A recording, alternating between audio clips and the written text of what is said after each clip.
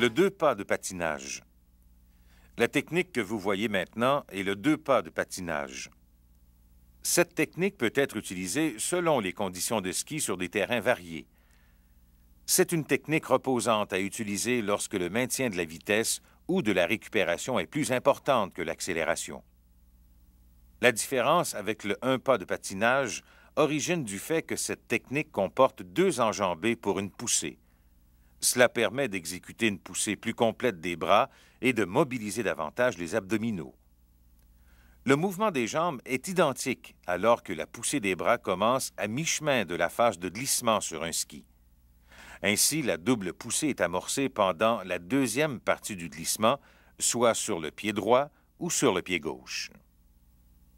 Voici les progressions proposées pour l'enseignement du deux pas de patinage. Étape 1, tout comme pour le un pas de patinage, la première étape après la démonstration de la technique à vos skieurs est de leur faire simuler le mouvement sans les bâtons, puis avec les bâtons. Étape 2, faites ensuite pratiquer le mouvement complet, mais au ralenti. Étape 3, le skieur peut maintenant faire le mouvement à vitesse normale. Étape 4, une fois que le skieur réussit assez bien le mouvement, demandez-lui de porter une attention spéciale à l'utilisation des bras, mais surtout des abdominaux. Ceci afin d'augmenter la puissance et l'efficacité de la technique, et apprenez à vos athlètes à effectuer le deux pas de patinage autant à droite qu'à gauche. Ainsi se termine la présentation des principales techniques de pas de patinage sur le plat. Résumons donc. Nous avons d'abord vu la double poussée.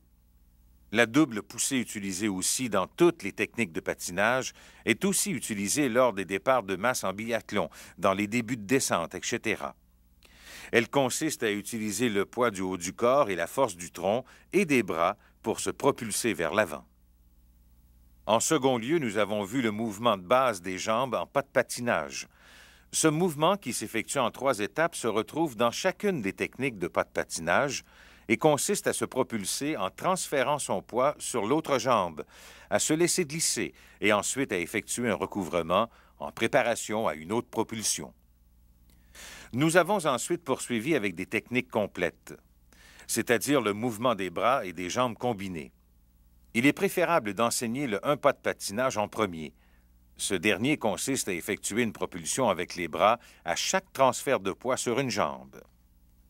Finalement, nous avons vu le deux pas de patinage, technique asymétrique dans laquelle une propulsion des bras est donnée à chaque deux propulsions des jambes.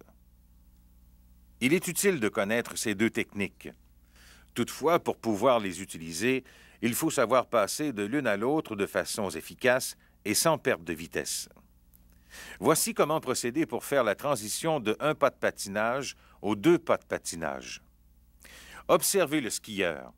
Il passe d'une poussée à chaque transfert de poids à une poussée à tous les deux transferts de poids, ce qui lui permet de compléter davantage le mouvement de ses bras et de maximiser l'usage de son tronc. Pour effectuer l'inverse, c'est tout aussi facile. L'athlète accélère un peu le rythme de son recouvrement et effectue une double poussée à chacun des transferts de poids.